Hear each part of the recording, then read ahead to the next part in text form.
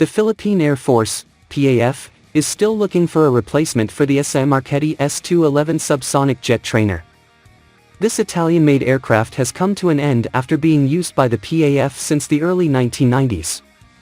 While waiting for a replacement, the S.211 is still being used for pilot training and other support missions.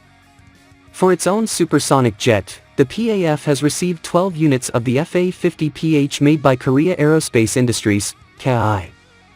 The S.211 is now being used for fighter pilot training, close air support and maritime patrol over the Kalayaan Island Ground, said PAF spokesman Colonel Maynard Mariano. The PAF acquired around 25 S.211s in the 1990s, but due to age problems and a lack of spare parts, the readiness of these aircraft has decreased to around 3 to 5 units. After the PAF retired its US-made F-5 fleet, the S.211 served as the PAF's sole fighter.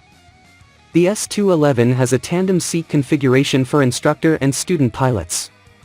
The aircraft has a cruising speed of about 667 km per hour, 360 knots, and can carry limited weapons, rockets and bombs.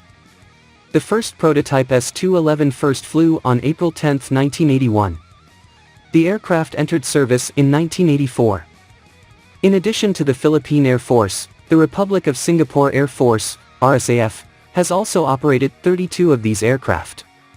Of that number, 24 units were assembled in Singapore by Singapore Aircraft Industries.